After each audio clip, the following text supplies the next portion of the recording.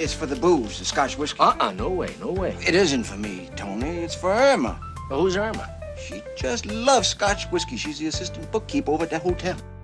Welcome to episode 5 of the Cosy Crime Classics Podcast. Petrocelli, Edge of Evil. You enjoy a Scotch whiskey, don't you?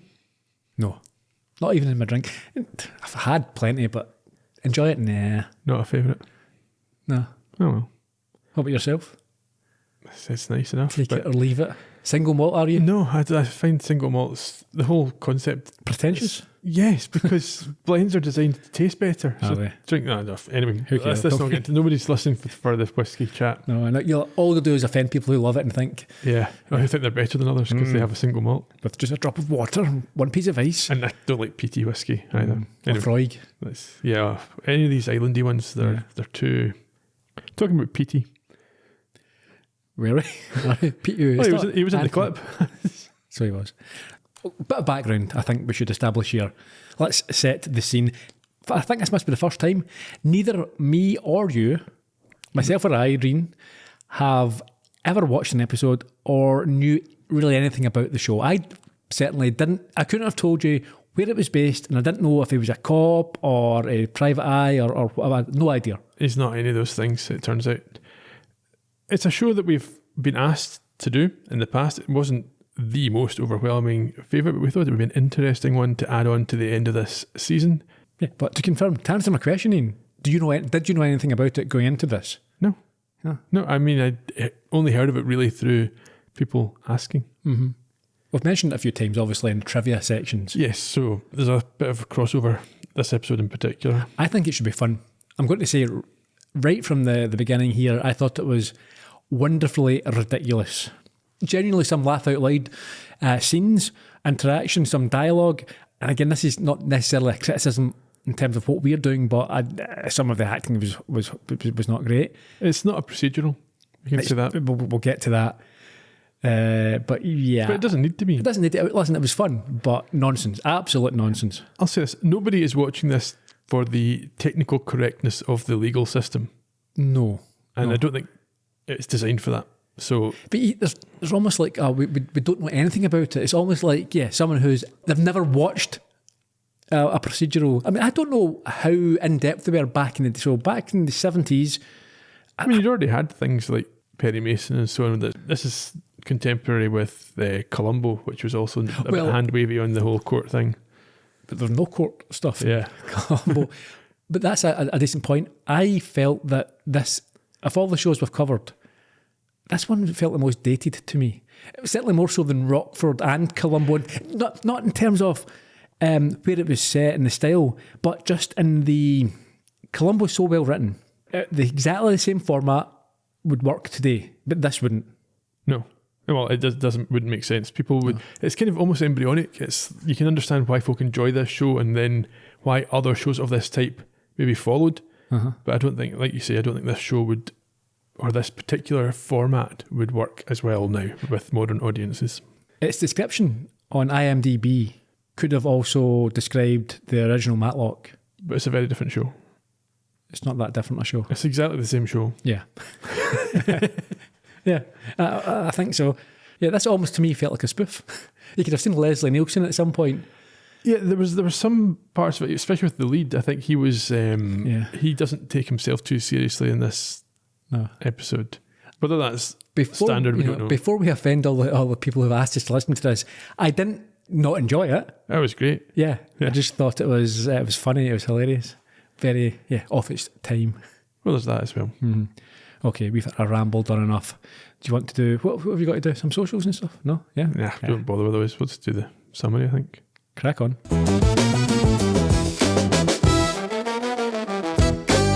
In this week's episode, a friend of Tony Petrocelli's is murdered, and a local judge encourages him to defend the apparent killer, who is wealthy and able to secure the best representation money can buy.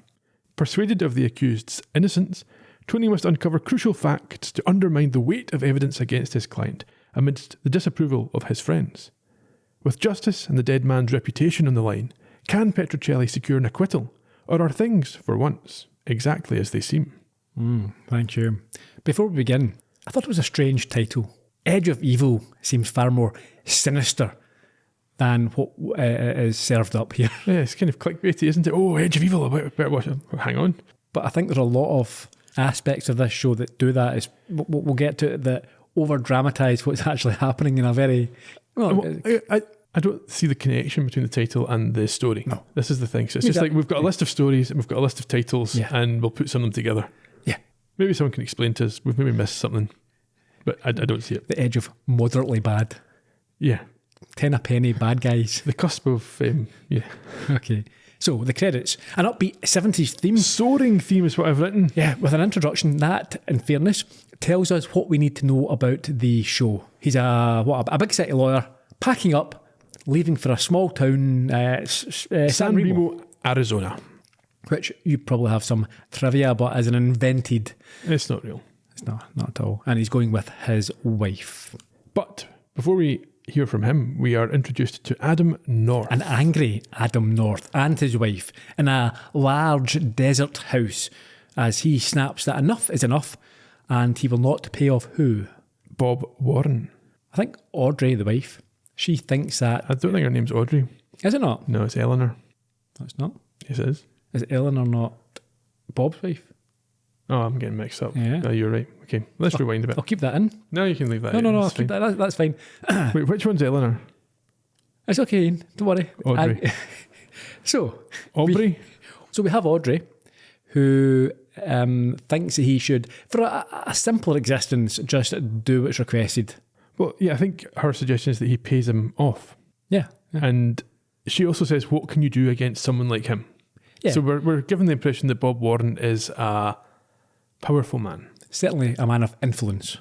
However, her husband tells her that he will do whatever he has to, and some dramatic music plays as he storms out and she stands from her seat, stunned by his decision. Yeah, he stalks out with his cowboy hat on. Would you say that Adam North as a name is adjacent to Batman? Yes. So apparently the Petrocelli, I was going to say Petrocelli house. Trailer, same as Rockford. Yeah. I think they must have the same estate agent. The same scriptwriters, or ideas men. Here's a good idea, put him in a trailer.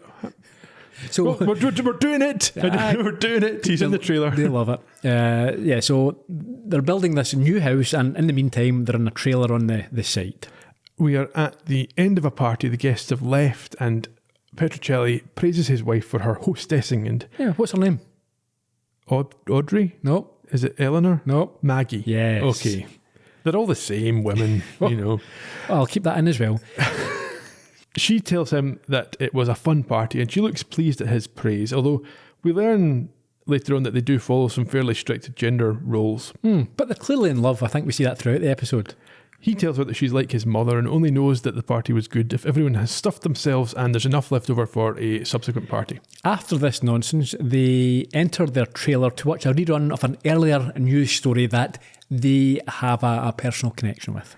They do. And on the television, they watch a short report about their friend Bob Warren, who we heard mentioned by Mr. North earlier on, arriving on a very low-riding plane. A private plane, yes, surrounded by reporters keen to hear what he has to say about his upcoming special broadcast. This is one of these situations you see in TV and movies, and in real life, I don't think they'd be... It's almost like it's Taylor Swift that's arrived here. Yeah, so I thought he was a politician. Yeah. So I assumed he was coming in as like the governor or something to make some announcement, but he's a consumer rights champion. I would suggest that this is based on someone like Ralph Nader. Esther Ranson. Yeah, but in America, Ralph Nader, he was the man for that, I think. Anyhow. And this is weird as well. They ask him what he's going to do. He name checks Tony at this point and says he's going to his friend Tony Petrocelli and Maggie's for the evening. There's going to be a party and they always throw a good one. It's an odd and terribly specific thing to say. Yeah, and we assume this is the party that's just ended Yes. that he's referring to going to in the future. Mm-hmm. Yeah, and as he walks off, he is described by the newsman as a renowned consumer advocate. I like this segue. So we started off with Tony and Maggie watching this newsreel and we end with the Warren party Entourage, in their yes. suite at the hotel watching it. There are around 9 of them, and they finish watching the news where a young Han Solo is ribbed for looking directly at the camera. He says it's the only way his parents will know he's still alive. So he must be on like tour generally with Bob. The group leave Bob and Eleanor's suite as they prepare to go to bed, but are interrupted by North, who bursts in and tells him he wants to talk about his report on his San Remo power project. So this is Adam North has got this power project, and Warren has apparently produced a report that's not going to look too favourably upon it. No, but remember we heard earlier that he has been given the opportunity to pay him off and declined. So we need to bear that in mind. At this point, Warren sends his wife to bed and tells her he won't be long. From the bedroom, she hears them argue, and North accusing her husband of lying in the report. And then what does she hear? A shot. Oh, she rushes out, screams as she finds her husband face down with a bullet in his back, and what? North holding the gun and then running out of the room. But he is surrounded and caught in the corridor by the entourage. Oh, a rapid response policeman as well. Well, if you had a shot, I'm sure you would actually. If you're in the corridor. No, the room's just right there. It's only a... Yeah, but why is there a policeman there? Well, the policeman, I don't know. Is it security? Maybe? Is it a policeman? It looked like a policeman. Maybe it's a hotel and security. And there's reference later to him running into the arms of the police. Okay. We fast forward to the next day where there's a comical taped chalk line where Warren's body has been that looks like a Sontaran from Doctor Who. And the entire Warren team and the Petrocellis are hanging out at the murder scene having a cup of coffee. Yes, not trying to comfort Eleanor. Tom and Dan. So that's Han Solo and the other main guy. Carter, yes. Yes. Carter, is that his name? Yeah. Dan Carter. Okay. They approach Petrocelli and hand over a report on Adam's San Remo project, which they believe shows motive as it states that the site was what? It lies on a fault line and is unsound, and the project should not be able to continue. And Tom tells him that Warren was going to announce this during his visit. But at this point, Limoncello is told that there is someone in the corridor who wants to speak to him. Just before that, though, I could have picked this up wrong, but it seemed to me like he refused a coffee and then immediately went to pour himself a coffee. I didn't notice that, yeah. Okay. Yeah. Maybe. Interesting. Anyway, out in the corridor, he is approached by Judge Wanamaker, who is an old friend of Adam North. Who proceeds to present the most ridiculous offer imaginable. He has advised North that Petrocelli is the best defence attorney in the country. And despite the fact it looks like he's just murdered a good friend, the judge thinks that he should speak with him about taking on his case. We will, and I will no doubt, rant about this several times during this episode, but I've wrote here, F off. There is some inconsistency in the way that these facts are presented as well. So I think we should take note here of what Wanamaker says. He says that he has told North to appoint Petrocelli, to approach Petrocelli, because he is the best in his opinion. It's the judge's opinion that Petrocelli is the best.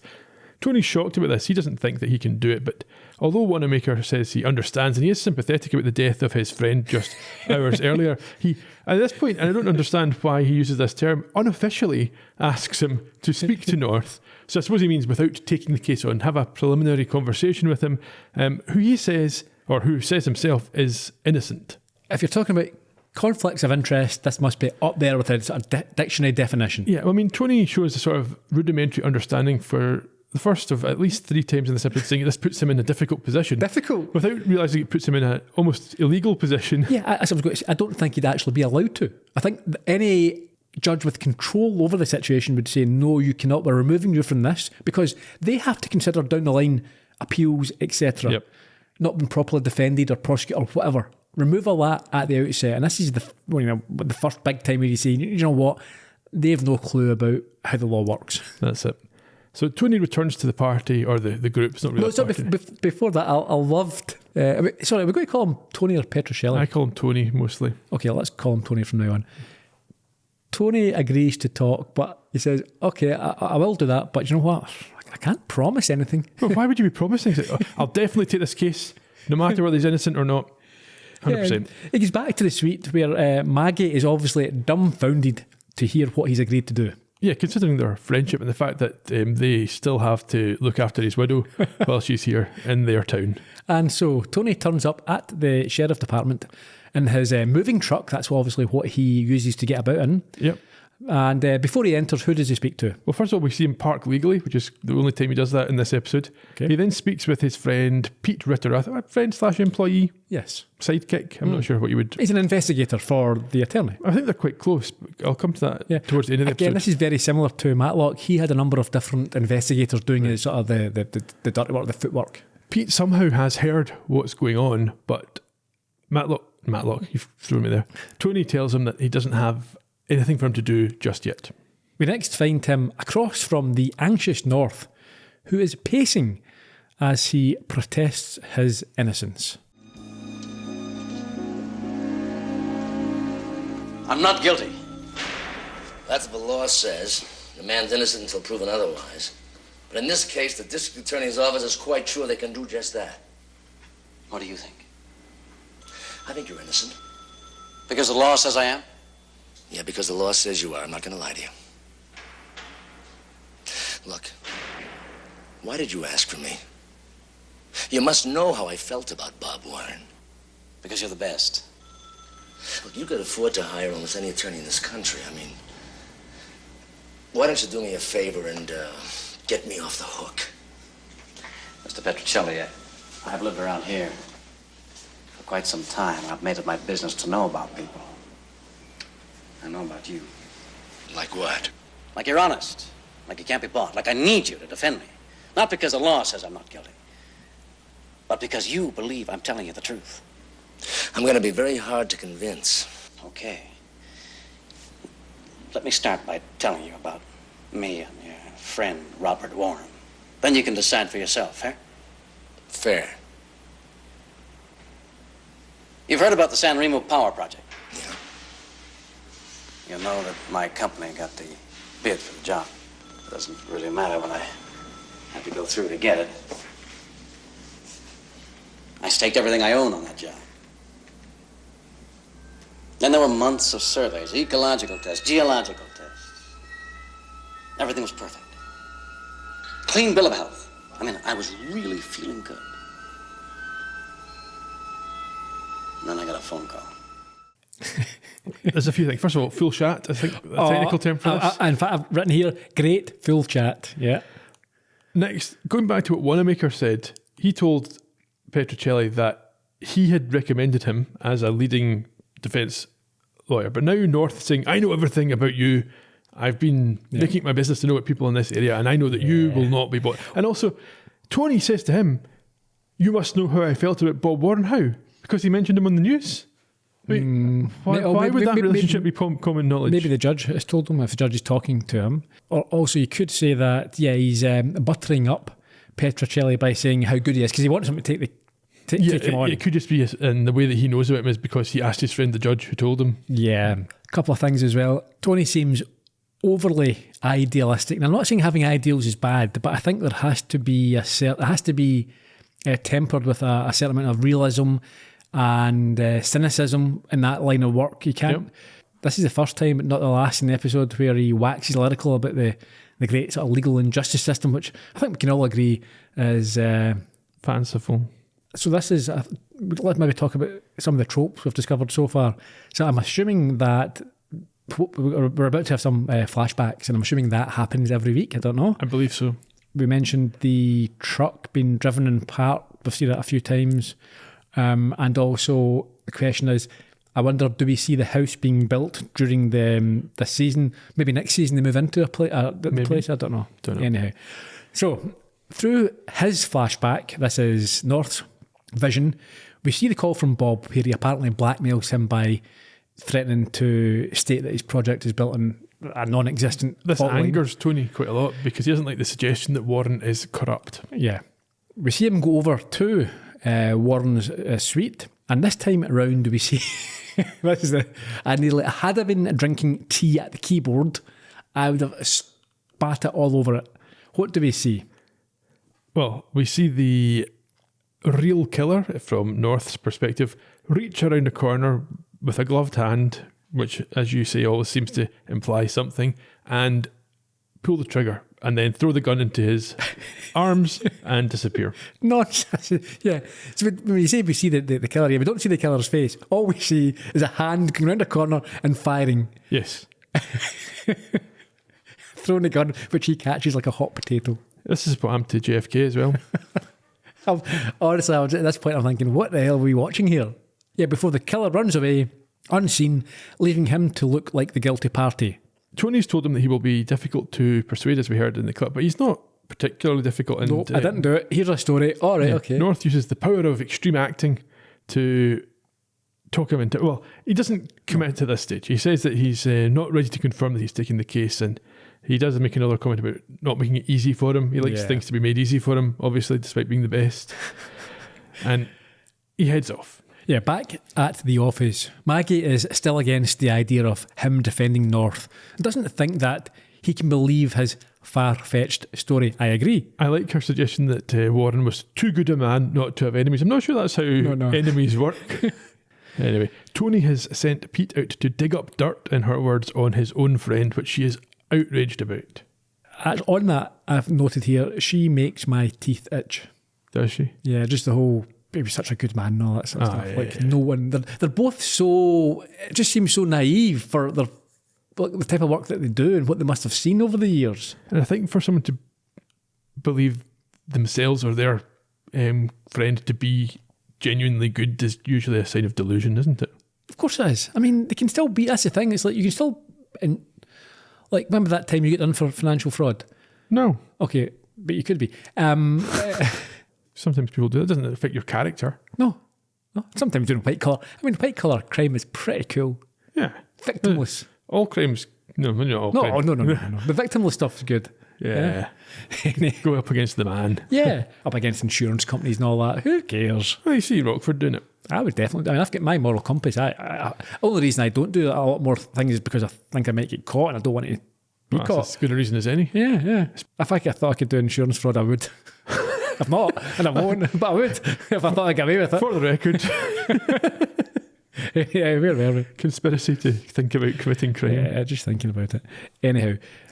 Yeah, so Tony tells Maggie that his gut feeling is that Adam is innocent because Why? He said he is. Yeah, why? And why would he say he is if he's not?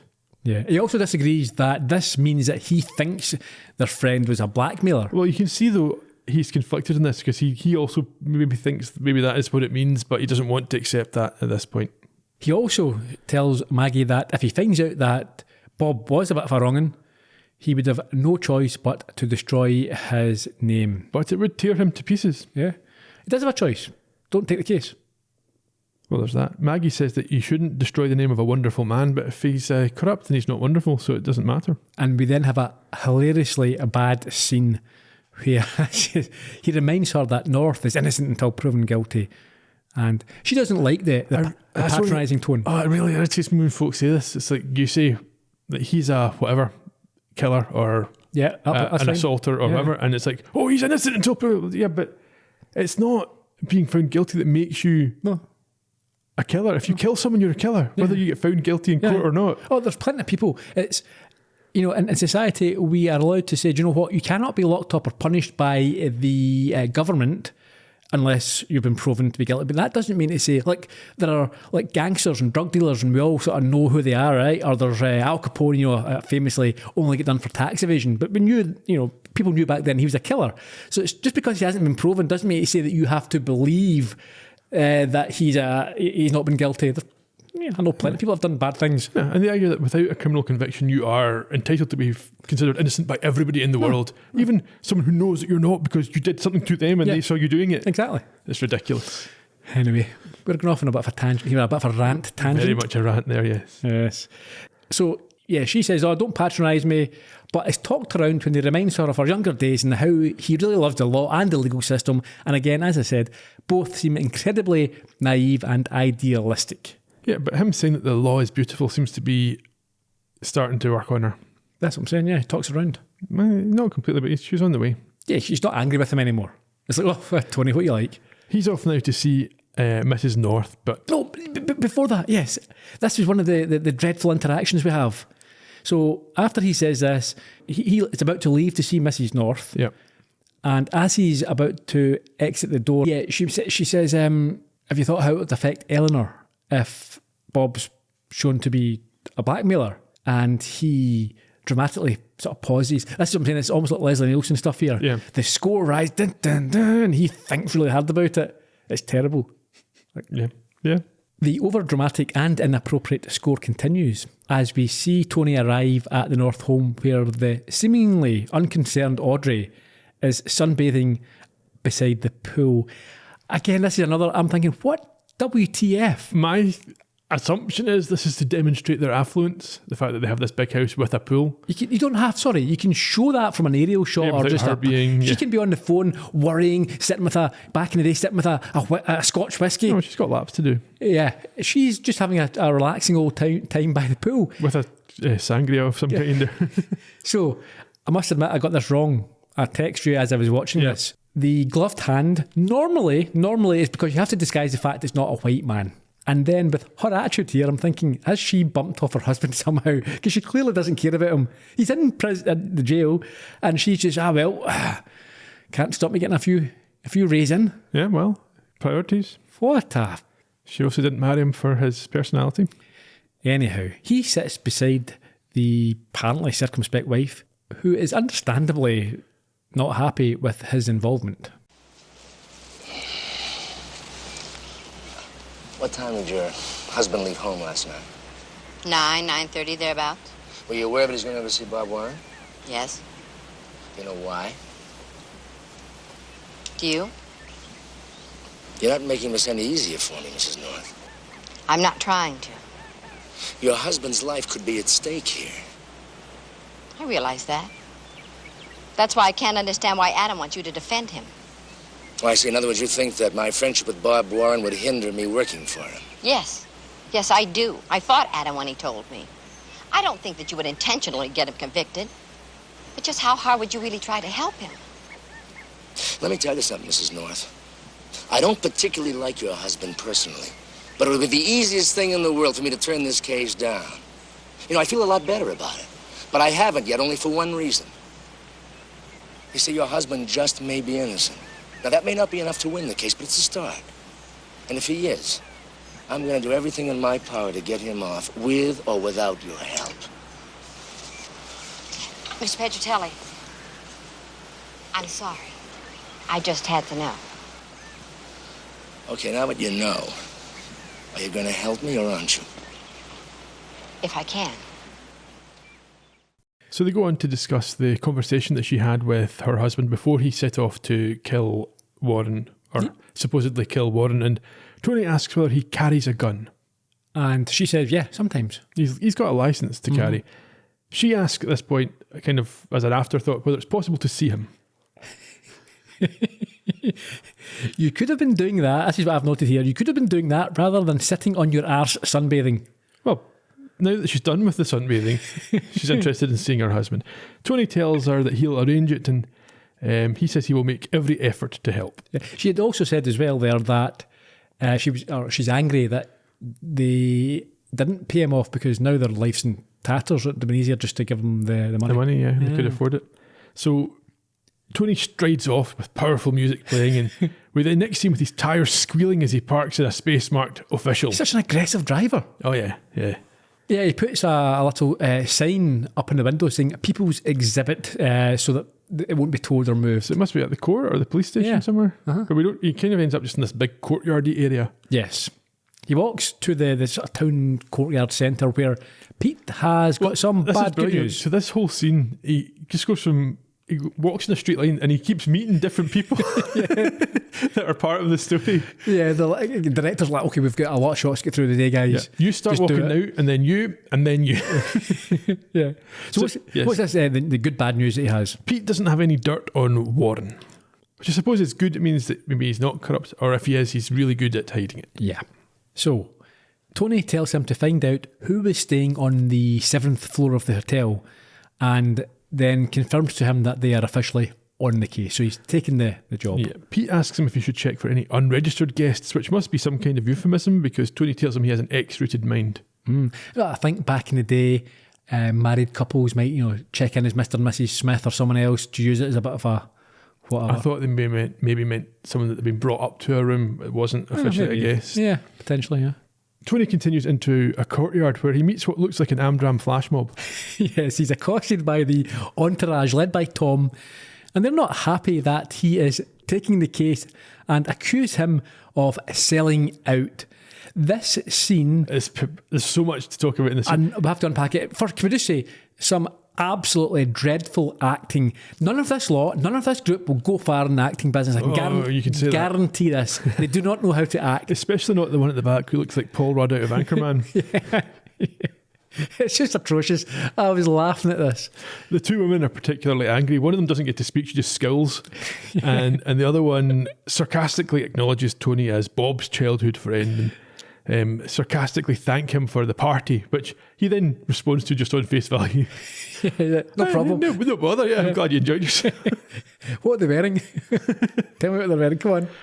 And they're not just wearing this, they're questioning the fact that Tony's not wearing this. They all have these comically oversized black armbands. Yes. Now, obviously today we see it all the time at sporting events. So players will wear it for appropriately deceased individuals of public standing or teammates or former teammates, etc. Yeah, that's the only place I see it.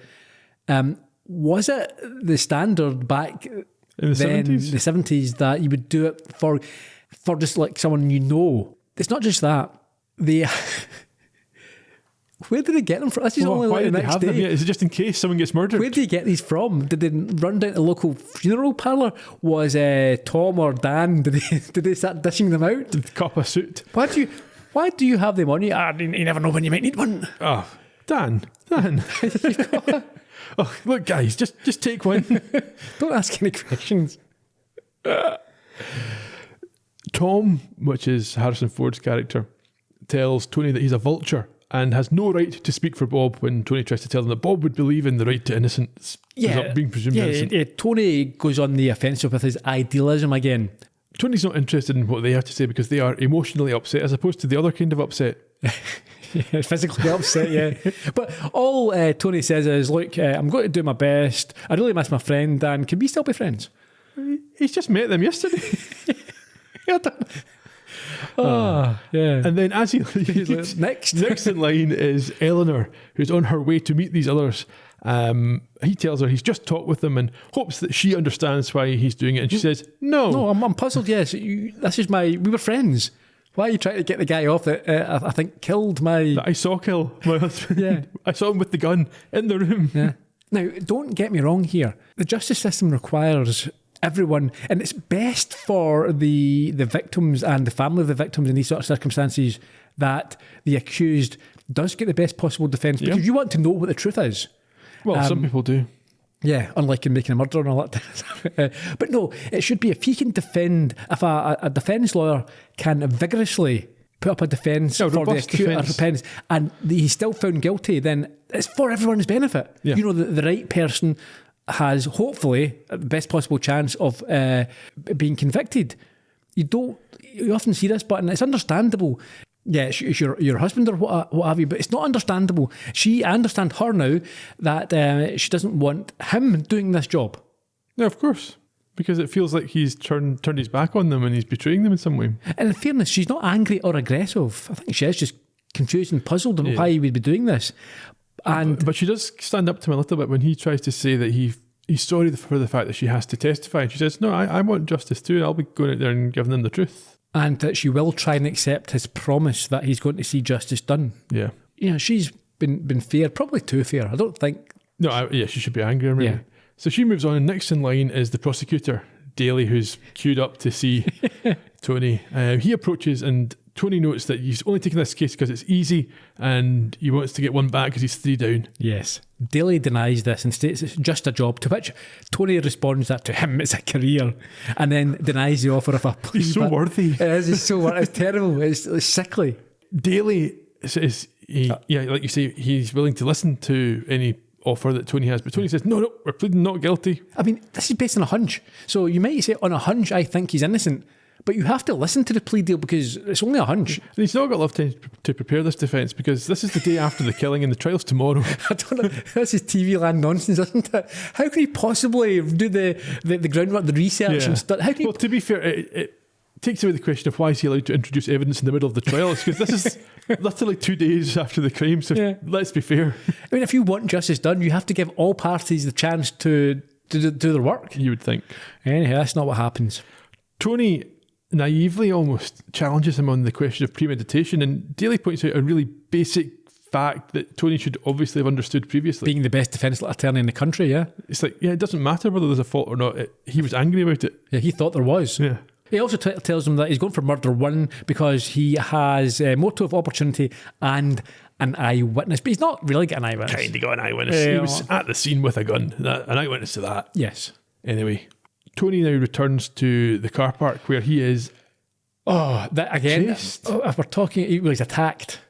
Kind of. Vehicular assault. He does a terrible job of getting out of the way of this car. All he has to do is step between 2 cars. Yeah, so a car comes out of nowhere and tries to... This is the question. Is this someone trying to scare him, or are they trying to kill him? Either way, there are issues here. My favourite part is that we never find out. We don't know who it was. No. Or why they did it. No. And it never gets mentioned. Let's just quickly get through it. If you're trying to kill someone in a parking lot, this is a terrible way of doing it because it's so easy to dodge in and out or to jump in another car and get out of the way. Also, you have to assume that the victim, Tony in this case, would quite probably be able to see who the driver is. This isn't Murder, She Wrote here. There's not got tinted windows. No, the remote control. No. So you're going to give yourself up immediately. And why does he keep looping around? You just stand out the way. Yeah. They can't do it. And we don't even know if this is to do with this case. Not Bill, that's it. Maybe it's something else. He's been defending a whole lot of dodgy folk, obviously, or potentially dodgy folk, or turning the tables on dodgy folk, maybe in previous episodes. The inappropriate score that we've talked about accompanies him back to his trailer, where he's greeted by Maggie, who hugs and kisses him and tells Anthony J. Petrocelli that she loves him. He doesn't really mention what's happened to him. He doesn't at all mention what happens to him. No, a car tried to run me over and kill me. This is like, so you're thinking this rousing theme that's playing, it's like, where's he going? What's happening? I've gone home and I'm going to have my dinner. Yeah, he gets a kiss and she burns the chicken. Yes, so he's going to order in. And then we skip to the next day. Yes, where we find Petrocelli at the jail for a meeting with his client and his client's wife, where he has to deliver some bad news. How's it going? Beautiful. The prosecution. What do you mean? They've established motive. How? The file and the San Remo fault. But that should show that I was telling the truth about Warren trying to blackmail me. There is no San Remo fault. It doesn't make any difference whether it's a San Remo fault or not. But of course it does. If there isn't, Warren was lying. Look, whether he's lying or mistaken or pipe dreaming, that's irrelevant. The important thing is that you believe that he tried to blackmail you. That's right. Well, that is also motive. Look, I want you to try to help me. Is there anything at all that you might have overlooked? Like what? Like when you left home to see Warren. Did you tell anybody outside of your wife where you were going? No. When you got to the hotel, did you see anyone you know? No, I haven't been to that hotel in years. Nobody in the lobby? No, I went from the hotel garage into the elevator and I had it to myself. When you got off the elevator? There were a couple of guys who worked for Warren. Did they see you? Yeah, but they didn't know me, so they didn't pay any attention to me. Did anybody else see you? Warren and Mrs. Warren. Like I've told you, I didn't see who threw the gun at me. It doesn't look very good, does it? Not at the moment. Not at the moment, no. It was quite funny there. Petrocelli only was recently made aware of the premeditation problem by Daly. That either way... It hadn't occurred to him. Yeah, now he's giving it that. But I like the fact as well, instead of saying, this is what they're going to say, says, they've established motive. It's done. This is over. So things don't look good. So we now find Tony parking his car again, and this time he's pleased to note that there's money in the meter and he doesn't have to shell out. What we see next, I think, establishes that he's not like a Scrooge. He's not a skinflint. It's the concept of paying for parking that he objects to. Which is weird because he's came from like big city Boston. Yeah. It's not It'd be different if it was the opposite way around and he's used to parking in a small town and then suddenly he's got to go to the city. This is the hill he will die on. Parking should be free for all at the point of use. And how do we see that it's a principle? He puts money in an expired meter so that the traffic warden / cop guy can't book the next car along. Yes. Inside his office, he speaks with Pete, who... He finds Pete under the desk like a Bill Clinton aide. Okay. Scrabbling around on his hands and really? knees. Is that the topical reference we're going just now? Yeah, okay. Yeah. Fine, yeah. Okay. It's in the news recently. Was it? Cigar jokes? Okay, if that's where we're going. If that's your... Okay, fine. What would be your that's point your of reference touchstone. for someone crawling under the desk? I would not have any point of reference. I wouldn't. My mind wouldn't go there. So Pete's got a little bit of news, but first of all, he wants to crack open a beer from the fridge. Yeah, they've got just beer lying around. Well, back then they did. People had liquid lunches. Yeah. And this is the point where the clip we heard at the top of the show about the whiskey comes in. So he has found out who was in these rooms. It's nobody of particular interest. Warren's team and a few odds It's and very sods. poor detective work. He went, yeah, not really. I'm not really sure. I've not found out much. I can look into it if you want. One of them's called Jane. Yeah, who knows? That's crap. Your job is to Thanks, find out Pete. exactly who they are. Yeah. But like we heard him say at the start of the show, there is a woman who is the assistant bookkeeper at the hotel, may be able to give him additional information. I assume she's not actually his godmother, as he suggests. We then move to trial. Justice moves very fast in San Remo as the trial has begun. This is something we noted in Quantum Leap as well. Yeah. The wheels of justice move incredibly fast. And it's not that. It's not. There's no reason why they couldn't just say, like 30 days later or whatever, the passing of time. Yeah. Anyhow, Daly has Eleanor on the stand. This is brilliant. So first of all, he breaks any kind of court-based evidence conduct by saying, I'm going to give the evidence, you just stop me if I'm wrong. Yeah, but then he doesn't do that. And it's not, he comes up with some of his own theories and suppositions and says, what do you think of this? And she's like, all right. And interestingly, we get a reenactment based on what he's saying or what he's getting her to say. And it's not the same as when we saw it from her perspective at the start, because they can hear more clearly what's being said. Yeah. And then we see North firing the gun.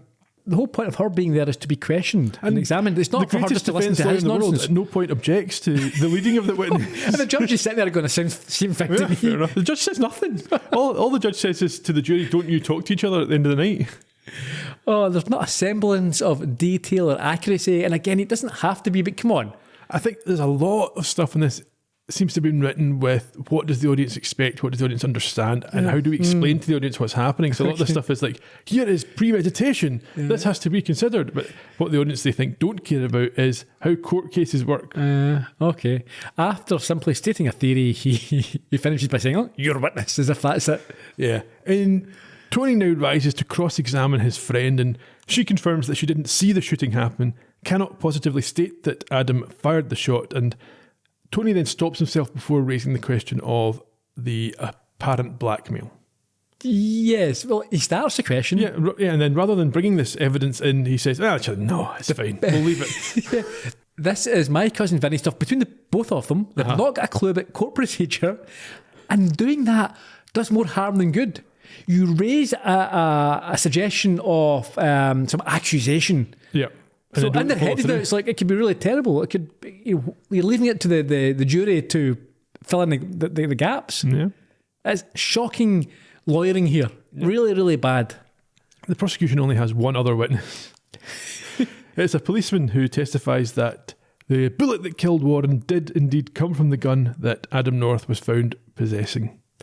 Tony then stands up with a fantastic line of questioning that I know moved you to tears. He says, would you ever carry such a... It talks about the Saturday Night Special, a very cheap, disposable... mail order gun, essentially, a toy gun. Well known to be crappy, right? Yeah.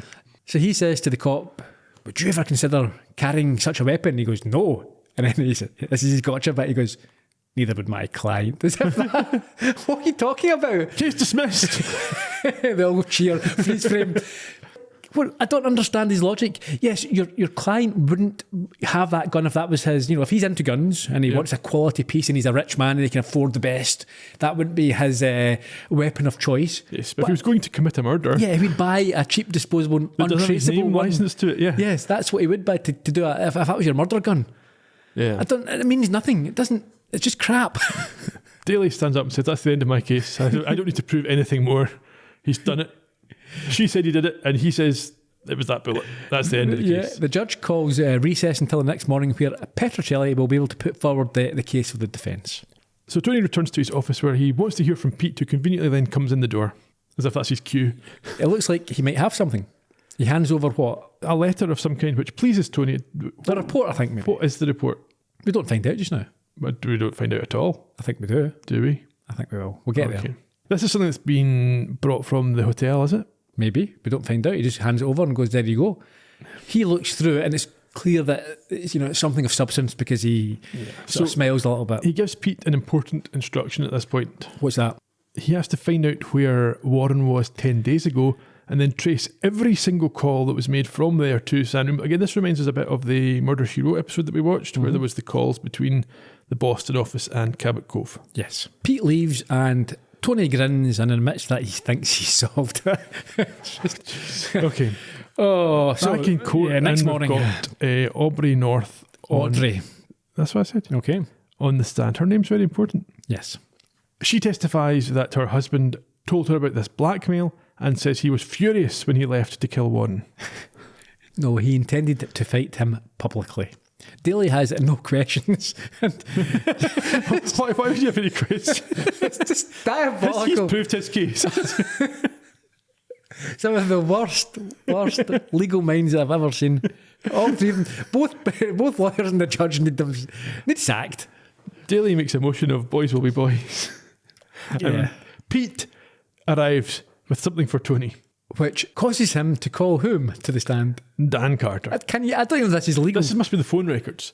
So the first letter that he got must be what we're going to hear about the second report. Yeah. And this is now the phone records. Okay. It's a rhetorical question. Are you allowed to simply call someone from the gallery? Yes. Are you? Any point I I don't think you are. Without I think preparation? we've seen this before. Normally you would have to give a list of witnesses for the other side to prepare, but we've seen in the new Matlock that sometimes you can call a surprise witness if there's certain circumstances and the judge okays it. Yeah, but he just goes, you, stand up, come on. He's like, oh yeah, okay. I think Carter here looks like a young Mads Mikkelsen as well. Oh, okay, yeah. So he comes to... This is Dan Carter, one of the Warren team. He comes to the stand and is asked by Tony whether he prepared the report on the San Remo fault. He confirms that he did, and at this point, Tony poses a theory of his own. Now let me pose a hypothetical set of facts to you, Mr. Carter. If I go too far afield, you let me know. Adam North did in fact receive that phone call threatening him with release of the report unless he paid hush money. But not from Bob Warren as he thought, but from someone else who also knew about the report. Someone who worked very closely on it. Someone who had worked the same game before, successfully. But this time something went wrong. Instead of paying off, Adam North went to confront Warren.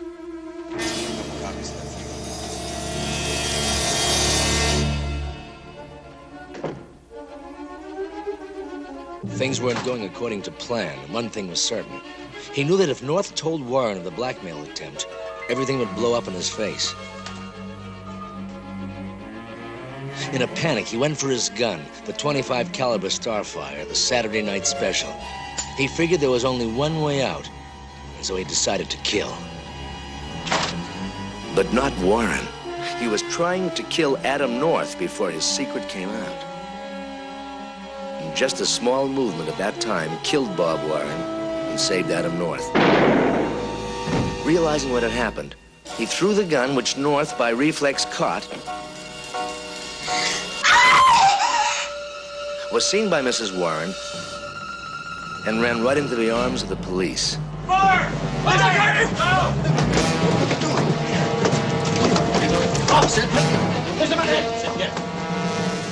Laughable nonsense. Aye, what a lot of crap. The very basics of lawyering, courtroom lawyering is this.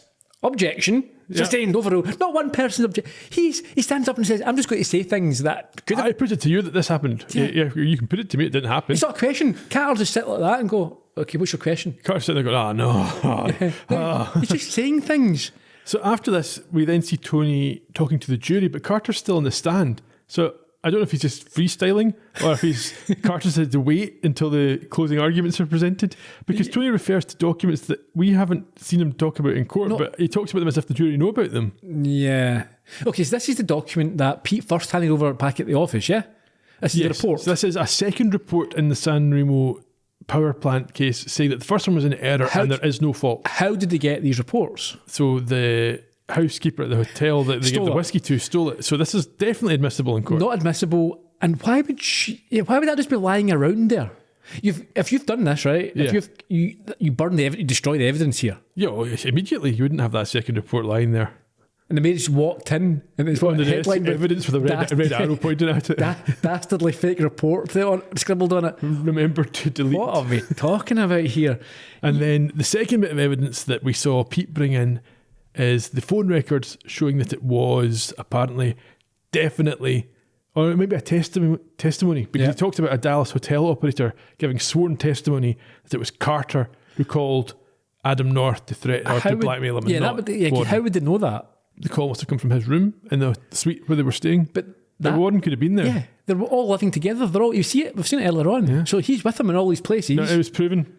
No, how? The guy gave evidence. There's no way this stands up. He wasn't cross-examined, obviously. This doesn't stand up. A call came. Look, he's established the truth. The truth stands on its own 2 feet.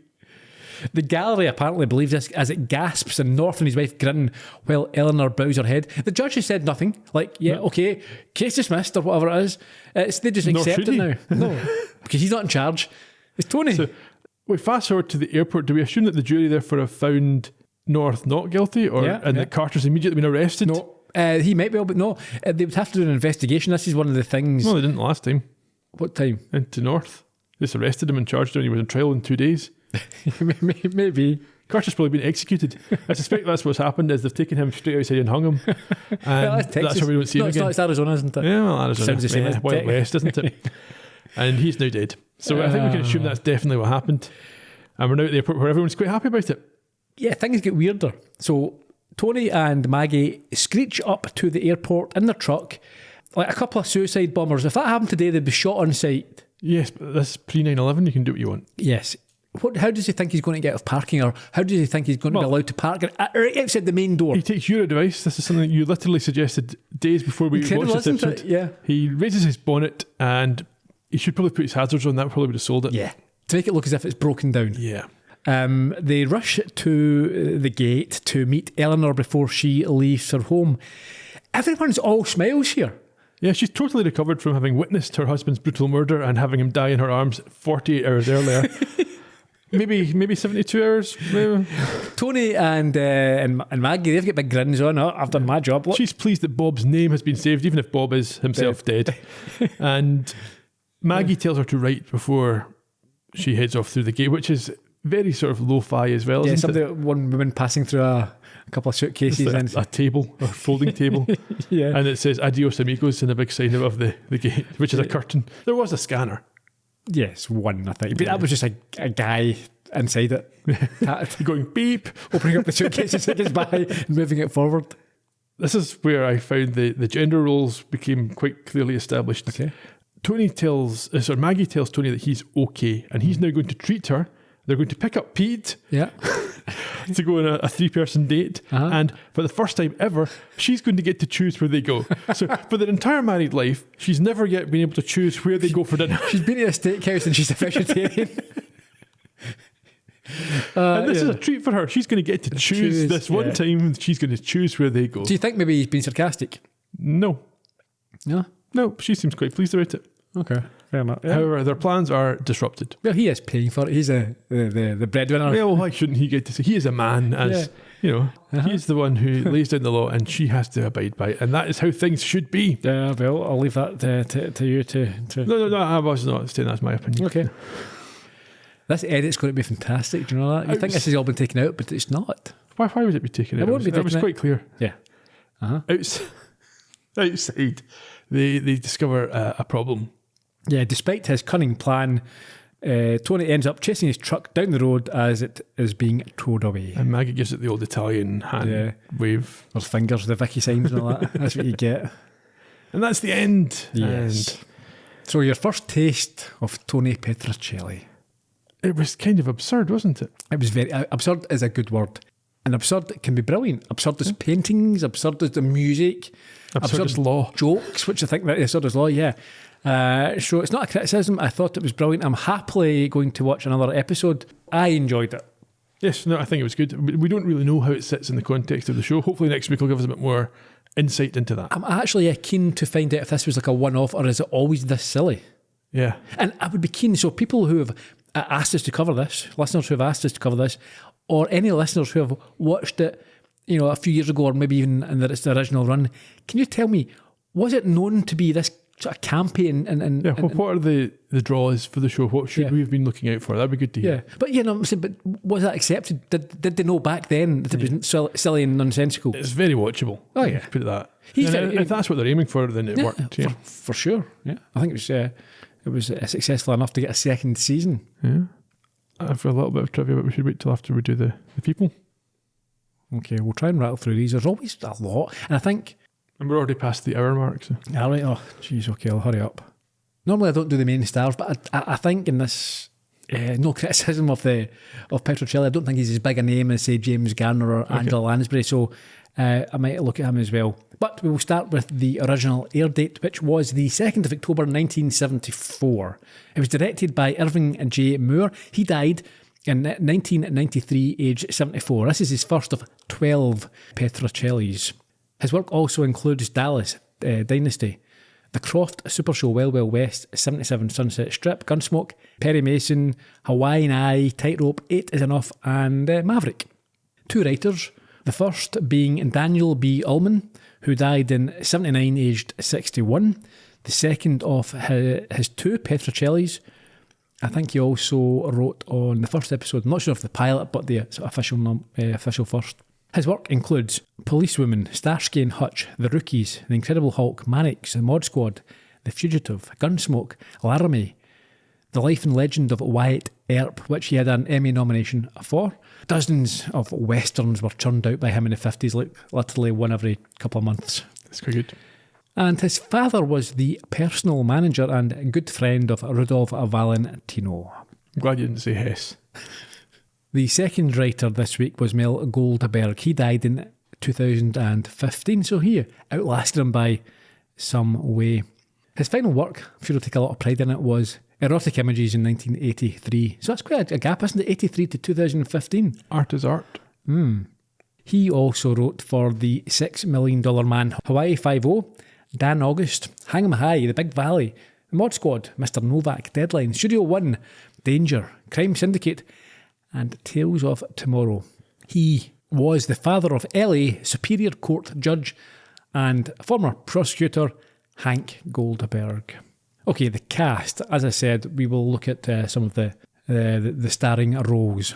Barry Newman played Anthony J. Petrocelli. He died quite recently, 2023, aged 93. And as well as this, he has been in The OC, Bowfinger, NYPD Blue, LA Law, Nightingales, The Fall Guy, Quincy, Pretty Boy Floyd, and 3 episodes of Murder, She Wrote, one of them being one of my favourites without Angela Lansbury, one of the bookend episodes.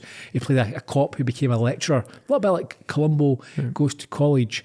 I always, as a kid, when I seen him, he looked very similar to Quincy too. Yeah. He also presented the BBC's film programme for a number of years. Yeah, very good. He was a Primetime Emmy and Golden Globe nominated for this role. You might find this interesting. He was a very close childhood friend of Leonard Nimoy and was one of the first to visit him on the set as he filmed the very first Star Trek episode. That's quite cool. Maggie was played by Susan Howard, born in 1942. She was in 198 episodes of Dallas, Barnaby Jones, The Rockford Files, Mod Squad, Mannix, I Dream of Jeannie, Ironside, and Star Trek, the original series. She too was Emmy and Golden Globe nominated for this role. She also played Shirley Wagner in Columbo's The Most Crucial Game. She was the first woman to play a Klingon. That's interesting. And this is Cosy, so we don't form an opinion, but she is on the board of the NRA, and I think she's very much into her right-wing politics. Oh, has to be somebody. Now, there's quite a few we don't need to speak about because we've already discussed some of them very recently. Albert Sammy played Pete Ritter, but we discussed him a few weeks ago on Murder Takes the Bus. He came to, and his wife came to, an unfortunate end. We're not going to talk about William Shatner, who played Adam North. We have discussed him on Columbo and the Star Trek podcast of ours. We probably won't need to talk about Harrison Ford. I'm sure people know who he is. He's that carpenter guy, yeah. Yeah. Dana Elkar, who played Daly, the prosecutor, we must have discussed him in Ennio Port. He was one of the wine connoisseurs. He's done a few things as well. Quite a familiar looking face, isn't he? Oh, very. It wasn't Airwolf, it was MacGyver. He was in a lot of episodes of that. So we can move on to Lynn Carlin, who played Audrey. She was born in 1938. Yeah, not dead. Oscar nominated for her performance in Faces, which was written and directed by John Cassavetes, along with Gina Rowlands, Fred Draper and Val Avery. She was a secretary for Robert Altman at Screen Gems at the same time John Cassavetes was working there, and she would often be used to read lines, and that's how she got involved in the Makes sense. on-screen roles. You might have also seen her on Tick, Tick, Tick, Insight, Mrs. Columbo, Barnaby Jones, The Incredible Hulk, The Waltons, Mannix, Cannon, or Ironside. 2 more, I think. Okay. Eleanor, played by Susan Oliver, died in 1990, aged just 58. She was the green-skinned Vina in The Cage, Star Trek, the original series. Classic. Also, she has appeared in Days of Our Lives, Peyton Place, Freddy's Nightmares, Murder, She Wrote, The FBI, Mannix, The Invaders, Route 66, Wagon Train, Rawhide, and Bonanza. She attempted to become the first woman to fly a single-engine plane solo from New York that doesn't sound very good. to Moscow, but we stopped in Denmark when the Soviet government denied her permission to enter their airspace. That could have ended worse. She was named Pilot of the Year 1970. That seems like quite a good accolade. I don't know anything about that Who else was up award. for that? Who knows? Amelia Earhart. Buddy Holly. Any other jokes? What's the guy from the big band? John Denver. Miller.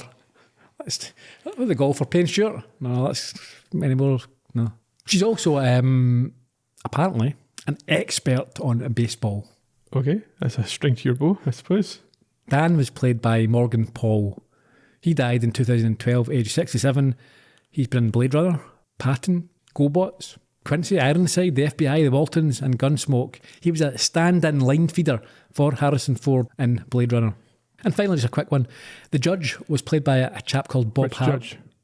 Wanamaker, the first one. Sorry.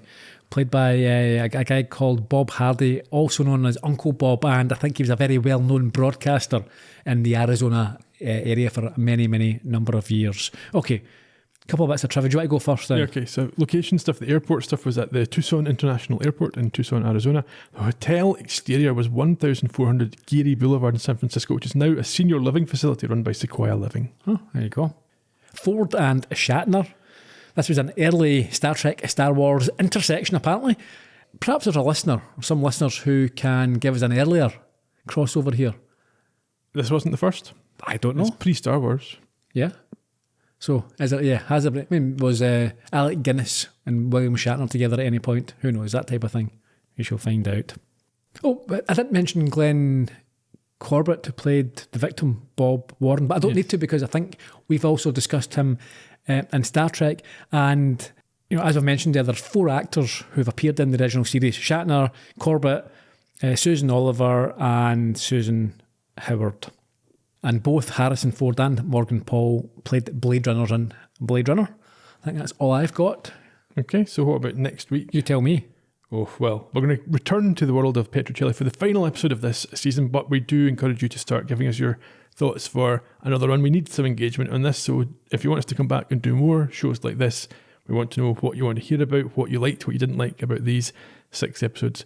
That would be very helpful to us. Next week, we're going to wrap things for now with another Anthony J. Petrocelli mystery. Mystery? Might not be a mystery. We'll find out. He's going to defend a man accused of killing a pharmacist in The Outsiders. Oh, okay. Until then, Cheerio. bye-bye.